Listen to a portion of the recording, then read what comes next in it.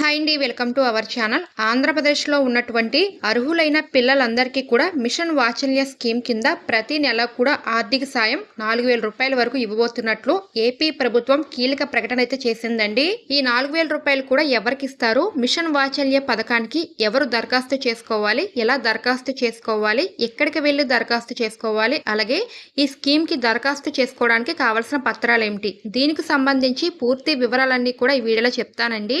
వీడియోని ఎక్కడ స్కిప్ చేయకుండా చివరి వరకు చూస్తే మీకు పూర్తి వివరాలన్నీ కూడా అర్థమవుతాయండి. వీడియో చివరి వరకు చూసి మీకు ఇన్ఫర్మేషన్ నచ్చింది అంటే మర్చిపోకుండా మన వీడియోకి ఒక చిన్న లైక్ చేయండి. మీరు లైక్ చేస్తే ఈ వీడియో అనేది ఇంకా కొంతమందికి రీచ్ అవుతుందండి, వాళ్ళకు కూడా తెలుసుకునే అవకాశం అయితే ఉంటుందండి.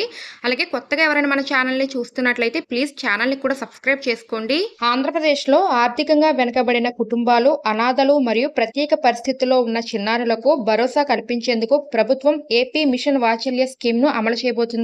కేంద్ర ప్రభుత్వ సహకారంతో అమలవుతున్న ఈ సంక్షేమ పథకం ద్వారా అర్హులైన పిల్లలందరికీ కూడా అంటే ప్రతి నెల కూడా 4,000 రూపాయల చొప్పున ఆర్థిక సహాయం అందించాలని ఏపీ ప్రభుత్వం స్పష్టం చేయడం జరిగిందండి. పిల్లలు విద్య, పోషణ, ఆరోగ్యం మరియు భవిష్యత్తు భద్రతను దృష్టిలో ఉంచుకొని ప్రభుత్వం ఈ పథకాన్ని అయితే అమలు చేస్తుందండి.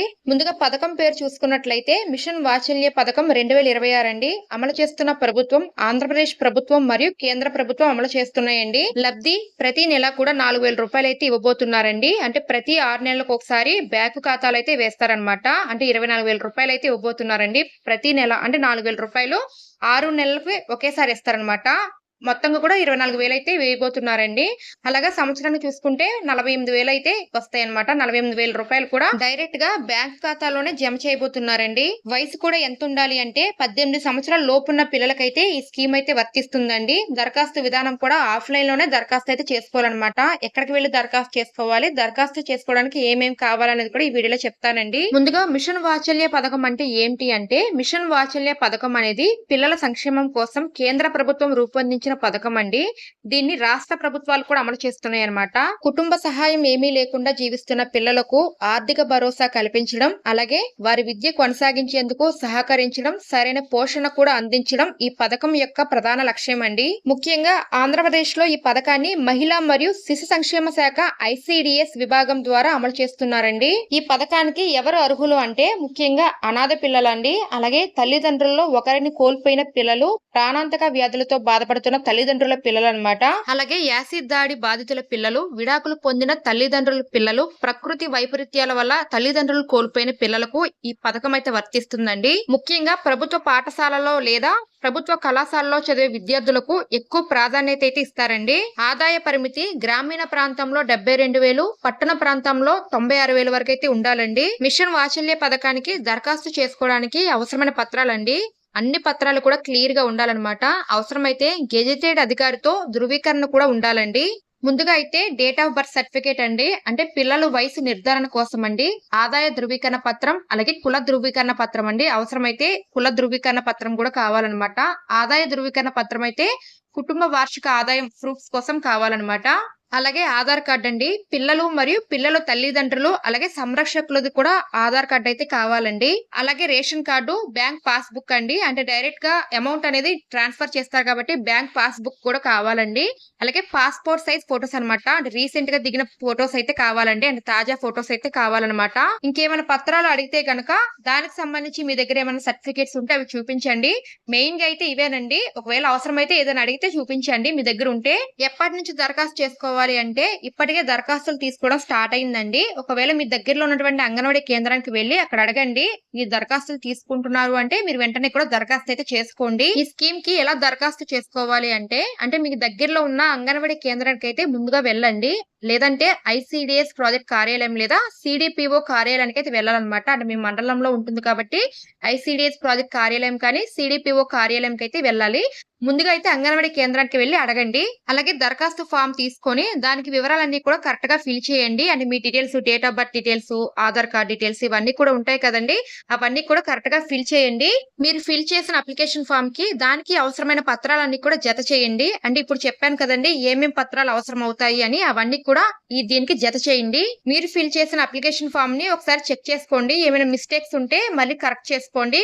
ఏమి మిస్టేక్స్ లేకుండా ఫిల్ చేసిన తర్వాత మీకు దగ్గరలో ఉన్నటువంటి సంబంధిత అధికారికి దరఖాస్తును అయితే ఇవ్వండి. అక్కడ ఉన్నటువంటి అధికారులు మీ దరఖాస్తును పరిశీలించిన తర్వాత మీ అర్హతను నిర్ధారిస్తారండి.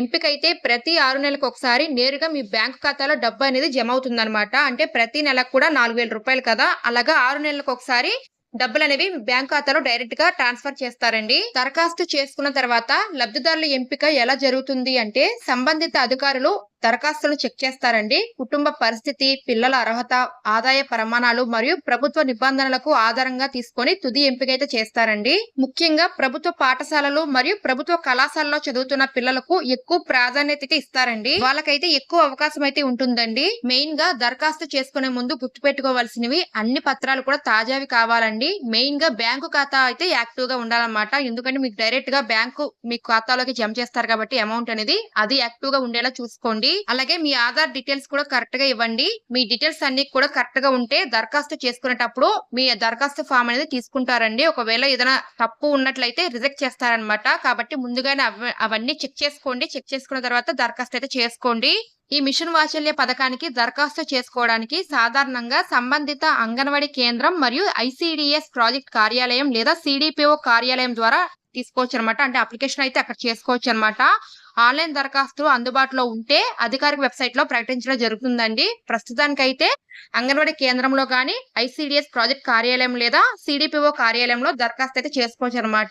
ఈ పథకానికి దరఖాస్తు చేసుకోవాలి అనుకున్న వాళ్ళు ముందుగా అయితే అంగన్వాడీ కేంద్రానికి వెళ్లి అడగండి. అక్కడ లేదు అంటే గనక ICDS ప్రాజెక్ట్ లేదా CDPO కార్యాలయానికి అయితే వెళ్లి అడగండి. అక్కడ ఇచ్చి దరఖాస్తు అయితే చేసుకోండి మీ అప్లికేషన్స్ అన్ని కూడా. ఈ పథకం ద్వారా అర్హులైన పిల్లలకు ప్రతి నెల కూడా 4,000 రూపాయల చొప్పున ఆర్థిక సహాయం అయితే అందుతుందండి. డబ్బు కూడా ప్రతి 6 నెలలకు ఒకసారి డైరెక్ట్ గా బ్యాంక్ ఖాతాలో జమ చేస్తారనమాట. ప్రతి 6 నెలలకు ఒకసారి అండి 24,000 రూపాయలు అయితే ఇస్తారండి. అంటే సంవత్సరానికి 48,000 రూపాయలు అయితే బ్యాంక్ ఖాతాలో జమ చేయనున్నారండి. దరఖాస్తు చేసుకోవడానికి ఫీజు అయితే ఏం లేదండి. ఉచితంగానే దరఖాస్తు అయితే చేసుకోవచ్చు అనమాట. దరఖాస్తులు కూడా తీసుకోవడం స్టార్ట్ చేశారండి. వెంటనే కూడా దరఖాస్తు అయితే చేసుకోండి. ఫస్ట్ అయితే మీకు దగ్గరలో ఉన్నటువంటి కేంద్రానికి వెళ్లి అడగండి దరఖాస్తులు తీసుకుంటున్నారా లేదా అనేది. ఒకవేళ తీసుకున్నారు అంటే గనక వెంటనే కూడా దరఖాస్తు అయితే చేసుకోండి.